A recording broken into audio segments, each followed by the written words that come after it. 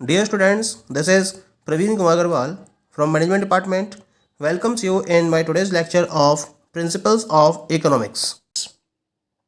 जैसा कि previous lecture में हमने थ्योरीज ऑफ प्रॉफिट के टॉपिक को स्टार्ट किया था और इसमें हमने रेंट थ्योरी ऑफ प्रॉफिट और वेजेस थ्योरी ऑफ प्रॉफिट को प्रॉपर्ली डिस्कस किया था। आज के लेक्चर में मैं आपसे डिस्कस करूंगा about the third theory of profit and it is known as the marginal productivity theory of profit.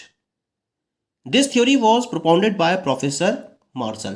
Professor Marshall ने इस थ्योरी को प्रोपाउंड किया था और क्या कहा इन्होंने अपनी इस थ्योरी में, profit is equal to the marginal productivity of the entrepreneur. Higher the productivity, higher the profits. He has said that the marginal net product of an entrepreneur is the amount which the community is able to produce with his help over and above what it could produce without his help। यानी कि martial के according जो profit है वो entrepreneur की marginal productivity के equal होता है। जितनी किसी भी एंटरप्रेन्योर की मार्जिनल प्रोडक्टिविटी ज़्यादा होगी उतना ही उसका प्रॉफिट भी ज़्यादा होगा और जितनी प्रोडक्टिविटी कम होगी एंटरप्रेन्योर की, प्रॉफिट भी उसके उतने ही कम होंगे। इसके साथ साथ उन्होंने ये कहा कि एंटरप्रेन्योर की जो मार्जिनल नेट प्रोडक्ट है वो उस पर्टिकुलर अमाउंट के बराबर होती है जहां एक कम्युनिटी प्रोड्यूस कर सकती है, एक तो उसके हेल्प के साथ में और दूसरा उसके बिना हेल्प के। तो बिना हेल्प के प्रोडक्शन किया जा रहा है पहला केस, और एंटरप्रेन्योर की हेल्प से प्रोडक्शन को किया जा रहा है। तो जब एंटरप्रेन्योर की हेल्प से प्रोडक्शन किया जा रहा है उस समय प्रोडक्शन ज़्यादा होता है इन कंपैरिजन जब बिना उसकी हेल्प के प्रोडक्शन किया जा रहा है। और जो ये डिफरेंस क्रिएट हुआ इसको हम उस एंटरप्रेन्योर के मार्जिनल नेट प्रोडक्ट के नाम से जानते हैं। और इस मार्जिनल नेट प्रोडक्ट की वजह से एंटरप्रेन्योर प्रॉफिट को अर्न करता है। और ये जो डिफरेंस है यानी कि जो एंटरप्रेन्योर का मार्जिनल नेट प्रोडक्ट है ये जितना ज़्यादा होता है एंटरप्रेन्योर का प्रॉफिट भी उतना ज़्यादा होता है। ये कहना था प्रोफेसर मार्शल का in his marginal productivity theory of profit में। इसका मतलब ये हुआ कि अगर हम परफेक्ट कंपटीशन की बात करें तो जो एंटरप्रेन्योर का रिवॉर्ड है वो उसकी मार्जिनल सोशल वर्थ के इक्वल होगा। यानी कि अगर एंटरप्रेन्योर की मार्जिनल प्रोडक्टिविटी हायर है तो उसके प्रॉफिट भी हायर होंगे, और अगर उसकी मार्जिनल नेट प्रोडक्टिविटी लोअर है तो उसके प्रॉफिट भी लोअर होंगे। इस मार्जिनल प्रोडक्टिविटी थ्योरी को हम ग्राफ के हेल्प से प्रॉपरली और डिस्कस कर सकते हैं। यहाँ मैंने इसके रिलेशन में एक प्रॉपर ग्राफ ड्रॉ किया है जहाँ मैंने एक्स एक्सिस पर एंटरप्रेन्योर्स की क्वांटिटी को रिप्रेजेंट किया है और बाई एक्सिस पर इनके प्रॉफिट्स को रिप्रेजेंट किया है। क्योंकि मैं यहाँ पर एक परफेक्टली कॉम्पिटिटिव फर्म की बात कर रहा हूँ तो इसके रेफरेंस में जो सप्लाई होगी वो क्या होगी, इट विल बी कांस्टेंट और पैरेलल टू एक्स एक्सिस। यहाँ मैंने एक डाउनवर्ड डायरेक्शन में मार्जिनल रेवेन्यू प्रोडक्टिविटी कर्व को रिप्रेजेंट किया है जो एंटरप्रेन्योर के रेफरेंस में ड्रॉ किया गया है।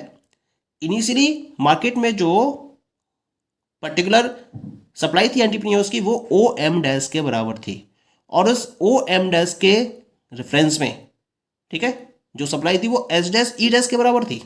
तो एस डैश ई डैश क्या है, सप्लाई कर्व है इनिशियल लेवल पर शॉर्ट रन में, ठीक है। और इस एस डैश ई डैश ने इस एमआरपी कर्व को ई डैश पॉइंट पर इंटरसेक्ट किया है। तो ई डैश शॉर्ट रन में इक्विलिब्रियम लेवल था, ये इक्विलिब्रियम पॉइंट को डिटरमाइन करेगा और इसके अकॉर्डिंग जो पर्टिकुलर एंटरप्रेन्योर्स की सप्लाई है मार्केट में वो ओ एम डैश के बराबर होगी। इस तरीके से जो फर्म्स हैं वो क्या कर रही होंगी, वो सुपर नॉर्मल प्रॉफिट को अर्न कर रही होंगी। लेकिन जब लॉन्ग रन की बात आएगी तो लॉन्ग रन में हमें नया सप्लाई कर्व मिलता है and this supply curve is equal to S S. और ये जो सप्लाई कर्व एस एस है ये एमआरपी कर्व को ई पॉइंट पर इंटरसेक्ट कर रहा है। तो ई हो गया इक्विलिब्रियम पॉइंट और इसके अकॉर्डिंग मार्केट में अब जो नए न्यू नंबर ऑफ एंटरप्रेन्योर्स हैं वो कितने हो गए, ओ एम हो गए। और ये जो ओ एम एंटरप्रेन्योर्स हैं वो ई एम प्रॉफिट को जनरेट कर रहे हैं और ये ई एम प्रॉफिट किसके बराबर होगा, ओ एस प्रॉफिट के बराबर होगा।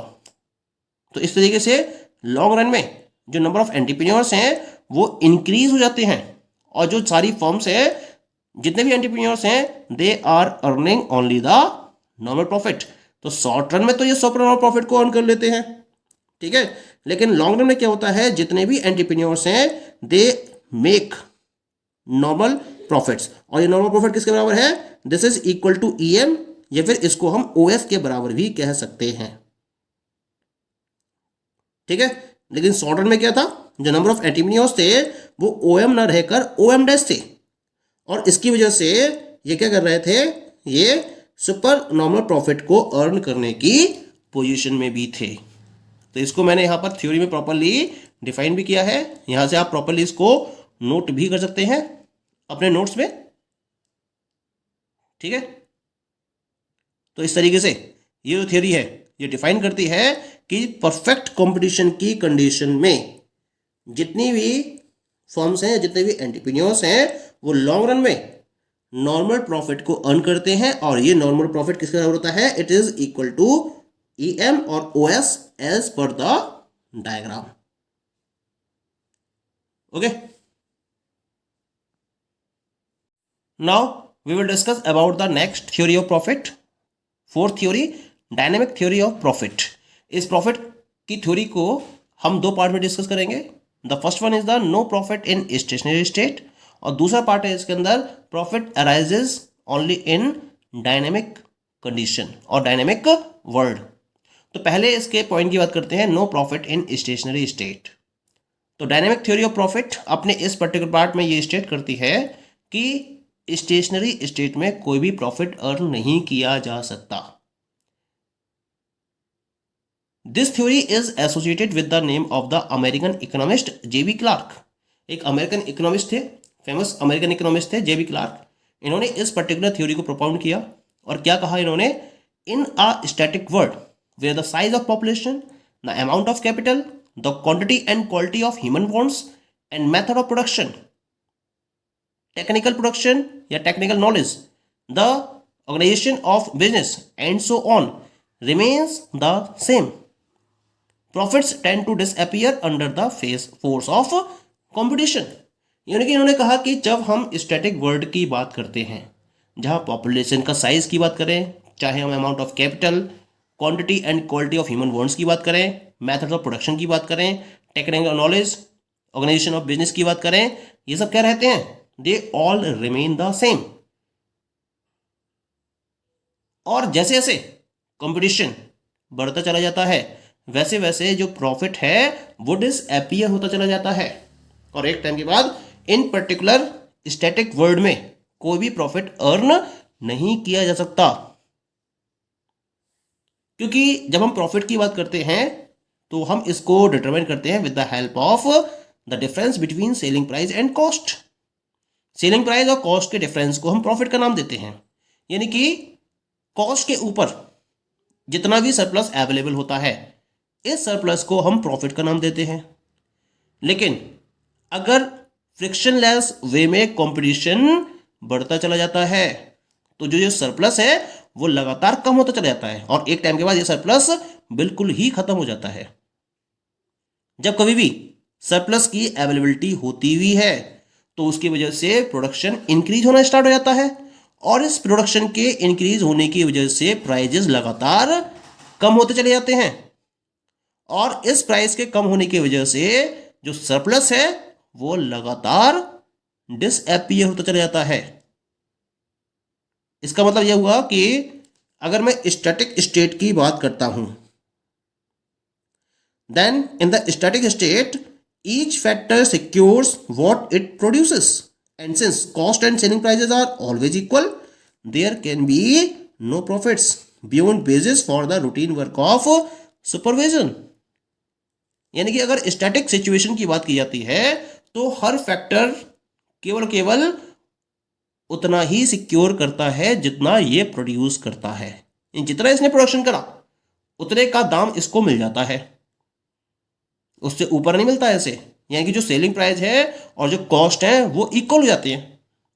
यानी कि मैंने अगर एंटरप्रेन्योर के पॉइंट ऑफ व्यू से अपने वर्क को फॉलो किया तो मैंने केवल उतना ही ऑब्टेन किया जितना मैंने प्रोड्यूस किया, उससे ज़्यादा मैंने ऑब्टेन ही नहीं किया। इसका मतलब जो सेलिंग प्राइस है और जो कॉस्ट है वो क्या हो गए, इक्वल हो गए। जिस कॉस्ट पर मैंने प्रोडक्शन किया वही मुझको वापस मिल गया, सेल करने के बाद उतना ही सेलिंग प्राइस मुझे मिल गया वापस में। तो इसका मतलब मैंने कोई भी प्रॉफिट अर्न नहीं किया। केवल केवल जो रूटीन वर्क ऑफ सुपरविजन है उसके रिगार्डिंग जो भी वेजेस मेरे बनते हैं वो वेजेस मुझे मिल जाते हैं। उसके अलावा मेरा कोई भी प्रॉफिट जनरेट नहीं होता है जब मैं स्टैटिक सिचुएशन की बात करता हूं। क्योंकि जब हम स्टेशनरी स्टेट की बात करते हैं तो स्टेशनरी स्टेट में each and everything is known या फिर नोएबल, या तो आप जितने भी पर्सन्स अवेलेबल हैं उन सबको हर पर्टिकुलर कंडीशन के बारे में पता होता है या वो उसके बारे में पता कर सकते हैं। यहां ना तो कोई रिस्क होता है और ना ही कोई अनसर्टेनिटी होती है। इसी वजह से कोई भी प्रॉफिट जनरेट नहीं किया जाता है। तो डायनामिक स्टेट में या स्टेशनरी स्टेट में किसी भी तरीके के प्रॉफिट को जनरेट नहीं किया जा सकता है। यह कहना था जेबी क्लार्क का।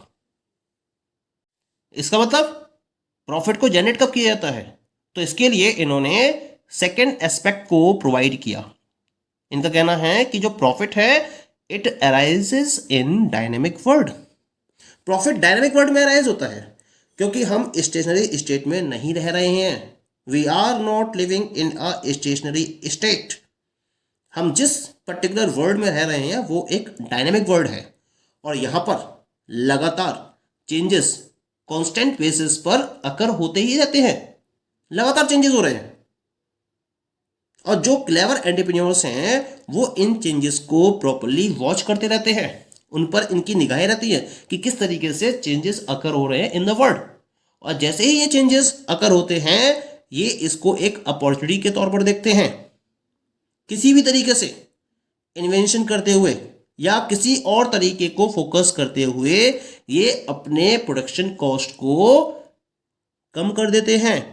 ये ऐसी टेक्निक को इन्वेंट करते हैं, इनका इनोवेशन करते हैं या इस तरीके से कॉस्ट ऑफ प्रोडक्शन को फोकस करते हैं जिस तरह से इसको कि किसी न किसी तरीके से इसकी कॉस्ट को कम किया जा सके।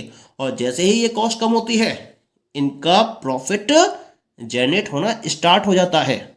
तो ये किस वजह से हुआ, डायनेमिक वर्ल्ड में चेंजिंग सिचुएशन की वजह से। जो चेंजेस हुए उन चेंजेस को क्लेवर एंटरप्रेन्योर्स ने एनालाइज कर लिया, उसके बेसिस पर उन्होंने इन्वेंशंस किए या प्रोडक्ट की कॉस्ट को कम करने के इन्होंने उपाय किए और उसके बेसिस पर प्रोडक्शन की कॉस्ट को कम करा और अपने प्रॉफिट को जनरेट करना स्टार्ट कर दिया।